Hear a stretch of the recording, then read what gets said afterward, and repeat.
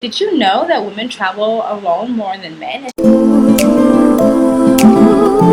Hey guys, and welcome back to Live, Love, Life, and Travel. This is your girl Shamika, and today I wanted to talk about female solo travelers. And I know I did another video about this, giving sort of my experience as a female solo traveler and some advice and some tips. But this video is going to be a little bit different. The other day I was sitting at a restaurant and eating some cow soy vegan style, and I noticed because I love to observe people. I'm a people watcher, and I noticed that there were a lot more women sitting alone than there were men. Now the men were with other women, but a lot of women were sitting solo, and it made me think you know what? It seems like I've seen a lot more female solo travelers than I've seen male solo travelers, and I really thought maybe that was just sort of my own bias point of view, my own biased perception, and that it wasn't actually the truth.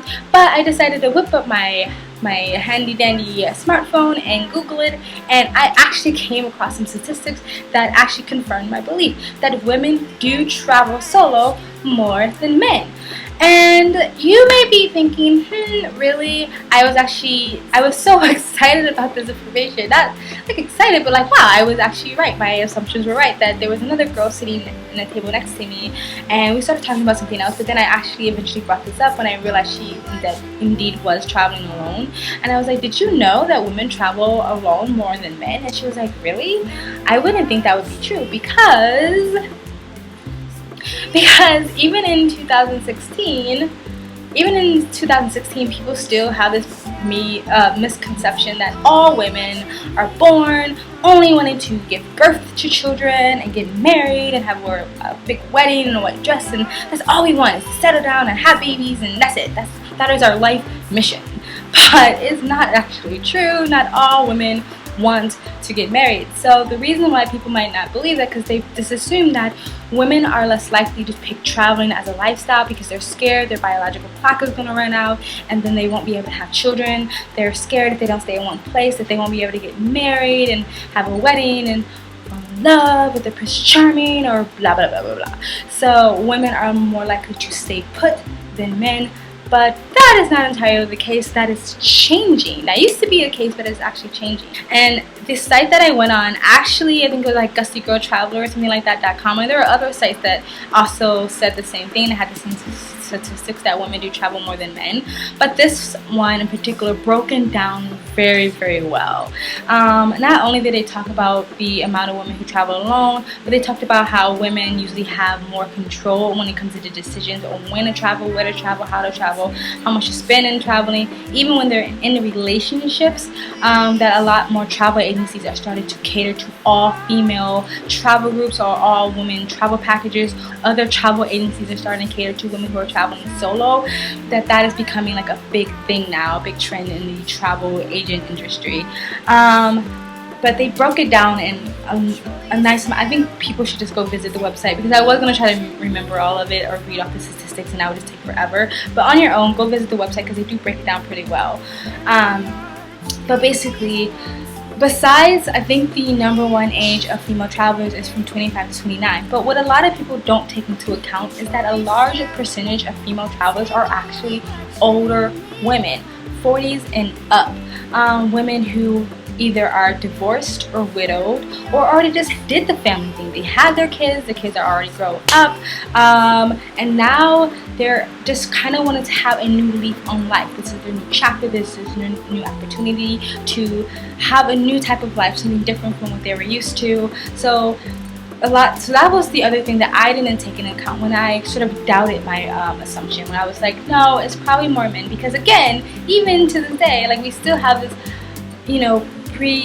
this, this idea that boys are more courageous, they're more go-getters, they're more balls to the walls, they go out there, they're not afraid, they don't let fear hold them back, they're more adventurous than girls are. And girls are just more like, no, we just want to sit here and paint our nails and look pretty and get married. Also, the article said that women, especially women who are traveling solo, are more likely to go on trips that are culturally dense, more of nature, natural scenery, where it's going on hiking trails or vast vast landscapes or mountains or hills or jungles and stuff like that. Women are more likely to do those type of adventure type of travel trips than men. I don't know if boys at that age just like want to like chug beers and chase girls and party. I'm not really sure. But even when I worked in a party hostel in Copenhagen, boys were our main clients and less girls. Girls should have stayed at the other places.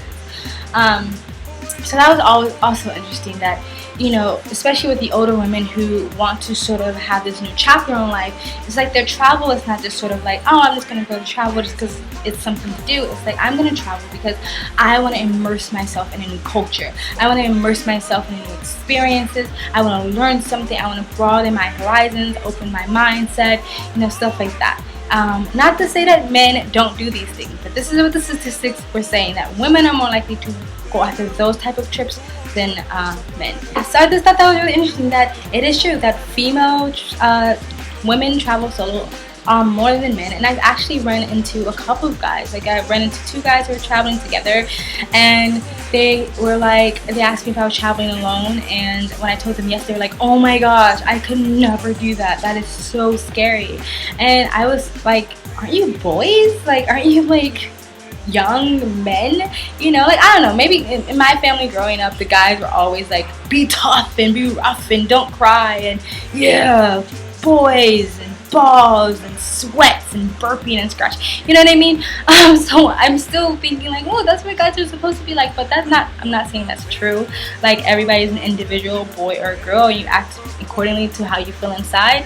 But I grew up with that, so, you know, I am still kind of like, if a boy falls, they're not supposed to cry kind of thing, even though I'm not saying that's true. So yeah, like that totally like bust my bubble and sort of made me realize that I was a little biased against boys and girls, thinking that boys would probably be more likely to travel less than girls, because girls are just, I don't know, girls are girls and boys are, I don't know, I'm just ranting now. So it's not to say that boys don't travel solo, it's not to say that there's not a high percentage of men who travel solo, and not to say that boys don't travel, do travel trips that are culturally dense and traveling more to like teach themselves something and to experience life. I'm not saying boys don't do that, but according to this article, women are more likely to take those trips. The bottom line is, my assumptions were right, that women, female travelers, travel more than men, and I think it's even becoming more now because women are seeing other females travel by themselves, and it's actually like, oh, she's traveling alone, so I can travel too. So I think the number is just going to keep getting higher. Also, I think another reason why girls travel alone more than boys is because I think it's harder for girls to get together on a big trip. For a couple of reasons. For like, if you have 5 girlfriends, you're one girl out of 5 of the friends, there's a good chance that some of your friends don't want to travel as a lifestyle, that they do want to get married, or have children, and there's nothing wrong with that, and you're one who is just not in a rush to do that, and so it might be hard to get any of your girlfriends to come travel with you. And also, like, I don't know, I've been in a group of girls before, and it's really hard to come to a decision and a conclusion what everybody wants to do, when everybody wants to do it, how everybody wants to do it, and sometimes it's just easy as a female amongst a bunch of other females to just go solo. And yeah, so I don't know, that's it, guys. Take a look at the video, take a look at the article yourself. So that was really interesting. Girl power. Yeah, so yeah. If you have any of your own comments, feel free to comment. Like, if you are a female traveler, if you're thinking about you want to travel as a female, feel free to comment. If you've been traveling for a while, if you've noticed the same thing I've noticed, feel free to comment. If you're a boy and you're saying, bullshit, I've noticed way more boys than girls, feel free to comment. If you like this video, please like it. If you want to share this video, please share it. It really helps. If you want to continue to follow me on my journey on this crazy game called life, please follow me and please subscribe. Thank you from Live, Love, Life, and Travel. I'd rather be at home with Ray.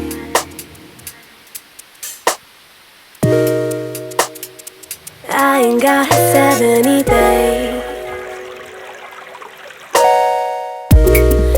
There's nothing you can teach me that I can't learn from it.